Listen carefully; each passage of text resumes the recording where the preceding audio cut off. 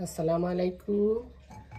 আমি মোমেনার দিনকাল থেকে মোমেনা বলছি। আপনারা সবাই কেমন আছেন? আলহামদুলিল্লাহ, আমরাও সবাই ভালো আছি। আপনারা পৃথিবীর যে প্রান্ত থেকে আমার ভিডিওগুলি দেখতেছেন তাদেরকে জানাই অসংখ্য অসংখ্য ধন্যবাদ। আল্লাহ আপনাদের মাঝে আবারও হাজির করছে, তার জন্য শুকরিয়া। ইলিশ মাছ রান্না করবো, আমার একটা বান্ধবী আসবে সেই জন্য। নেহা তো সাতপুরের ইলিশ, দেখতে তো ভালোই, ছোট মাথা। এই পাশটা যদি চড়া হয় তাইলে ইলিশ মাছটা ভালো হয়। কে বলেছে? আমার মাথা জান বলেছে। মাথা নাই, মাথার কথা আছে। আরে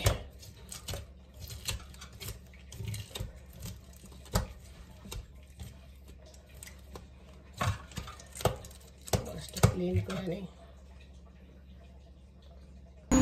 আজকে আমি আপনাদের মধ্যে শেয়ার করি আমাদের এখানে যে আমরা গার্বেজ দিই, গার্বেজগুলো কিভাবে নেয়। এখানে যে গার্বেজের গাড়ি চলে আসছে,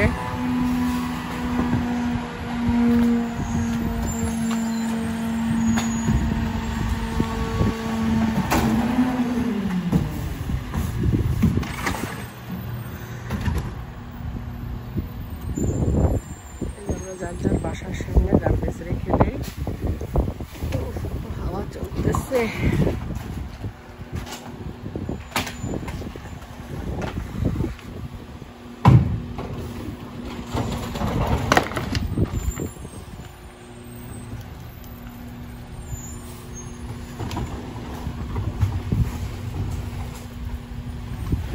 আসলে কাজগুলো অনেক কষ্টের জন্য তাদের বেতনও অনেক বেশি।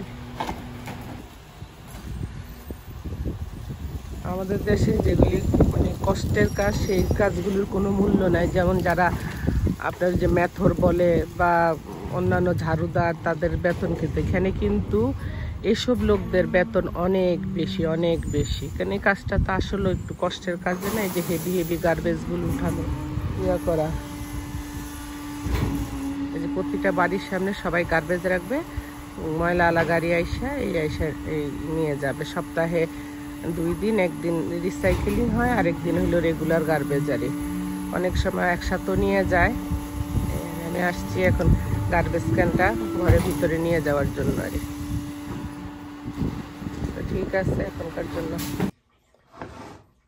আমি সব রান্না করার জন্য নিয়ে নিছি, কুটা বাছা করে নেই, তারপর রান্না করতে তাড়াতাড়ি হয়। আর আমি এমনও মানে একজনের এক একটা অভ্যাস না, আমি সব কুইটা একসাথে রেডি করবো। পেঁয়াজ, চা, তরকারি যেটাই রান্না করি, তারপরে আমি একটা একটা করে, মানুষ যেন একটু কাটে আবার একটু ধুইতে যায়, আমি তা পারি না। যে যেটা না পারে তার তো কইয়া লাভ নাই। এখানে একজন মিষ্টি কুমড়া দিচ্ছিল একটা খালা, তো মিষ্টি কুমড়াটা আমি ফ্রিজে রাখছি। মিষ্টি কুমড়া তো অনেক দিন থাকে। ওমা দেখি আজকে ফ্রিজ খুললে, মানে নর্মাল ফ্রিজে রাখছিলাম, দেখি নষ্ট হয়ে যাইতেছে।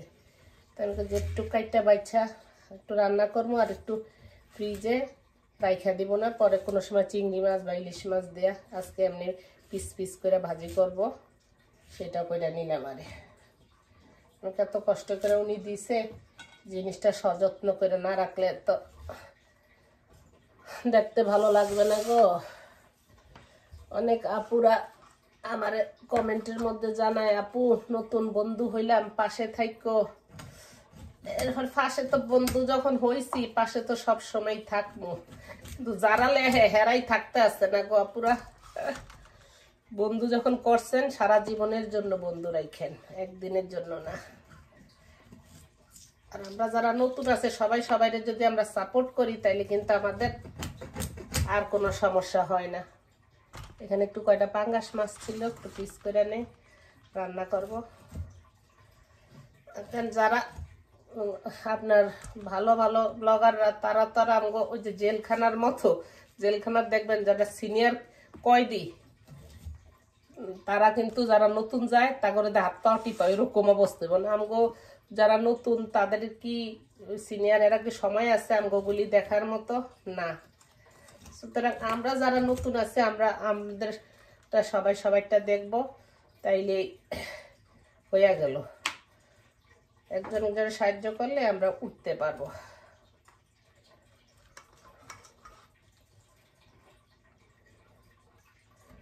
পাকে দিয়ে আবার একটু গার্বেজের ক্যানটা বাই ঘরে নিয়ে ঢুকাইলাম, গার্বেজ আলা আসছিল। গার্বেজ আলা মানে কি, গার্বেজের গাড়ি আসে, গার্বেজ নেওয়া যায়।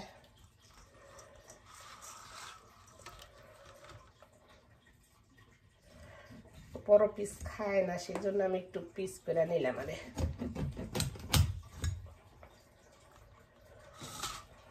ইলিশ মাছটা ধর্ম গোয়া পুরা। বিসমিল্লাহ।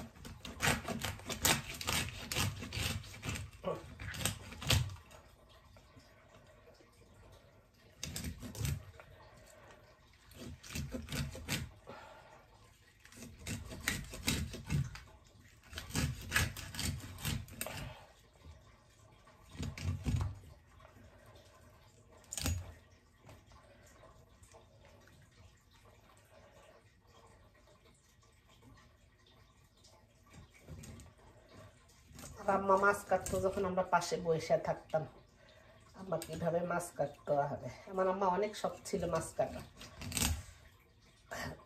আমাদের গ্রাম কাছে ছিল তো, এরকম পুকুরের মাছ যখন শীতকাল আসতো, পুকুর আসতো, তাইলে আম্মার এসা, দেশের মানুষ এসে বলতো, আপা খালা যে যেটা ডাকতো আর যে আজকে পুকুর সেচবো অমুক ইয়েতে, তখন আম্মা বলতো আর মাছটা ভালো হইবে ইনশাল্লাহ, কারণ এটার মধ্যে ইয়া নাই, কি জানি বলে, তেল হয় নাই, ডিম হয় নাই, কি কইতেছি। অনেক সময় আপনারা কিছু মনে করে না, বলি একটা করি একটা, দেখাই একটা।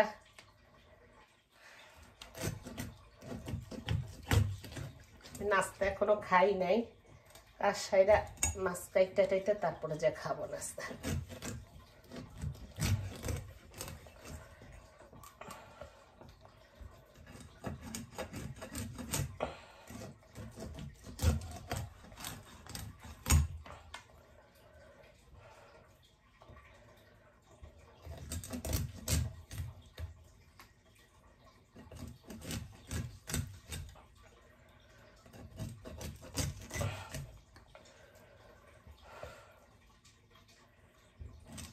ইলিশ মাছ বেশি পাতলা করবেন না,